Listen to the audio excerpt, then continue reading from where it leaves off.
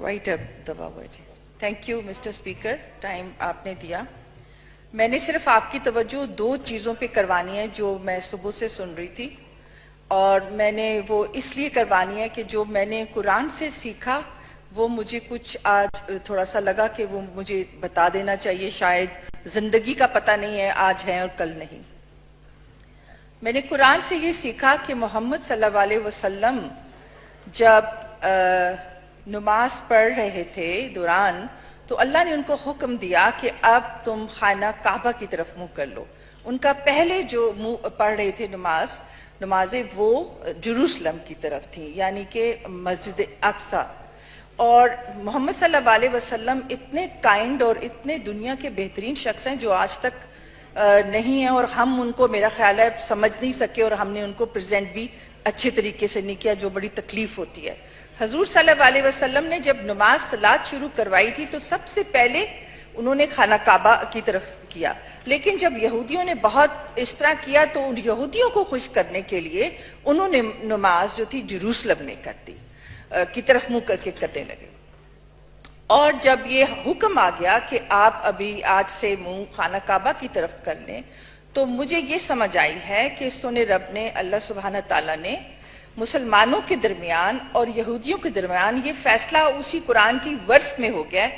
میرا علم تھوڑا ہوگا، میں نے ہسٹری پڑھی، لیکن میں اپنے اللہ سے ڈر کے اور اللہ کی محبت میں یہ کہہ رہی ہوں کہ اس نے یہ فیصلہ وہی مسلمانوں کو آسانی کے لیے کر دیا کہ جو یہودی ہیں ان کا کعبہ جو ہوگا وہ جروسلم ہے، مسجد اقصی، اور مسلمانوں کا کعبہ جو عرب میں ہے. تو یہاں پہ تو پہلی بات ہے مسلمانوں اور یہودیوں کی لڑائی اس پہ ختم ہو جانی چاہیے. اور حضور صلی اللہ علیہ وسلم نے بھی کہا تھا، حضرت علی نے بھی کہا تھا کہ اپنے دشمن کو دوست بنا لو. اور سب سے بہترین مثال حضور صلی اللہ علیہ وسلم نے دی، جن کو یہودیوں کو ان کے ساتھ مل کے کام کیا. اور اس کے بعد ہم دوسری بات میں یہ بھی دیکھتی ہوں کہ ہم اتنا یہودیوں کے نام پہ ایک دوسرے کو برا بھلا کہتے ہیں اور اتنا ہم ڈیگریڈ کرتے ہیں. جب ہم نماز پڑھتے ہیں مسٹر اسپیکر، اس میں ہم درود پڑھتے ہیں، اور درود میں ہم ساری آل کو دعائیں دیتے ہیں، آل ابراہیم کے، جس میں ابراہیم علیہ السلام کے اسحاق ایک جو ہے اسحاق علیہ السلام، اسماعیل ایک جو ہے یہودی کا کلان ہے، اور ایک کیا کہتے ہیں کرسچنز کا کلان ہے. اس طرح ہم سب ایک ہیں، تو ہم نماز پہ بھی ان کو دعائیں دیتے ہیں.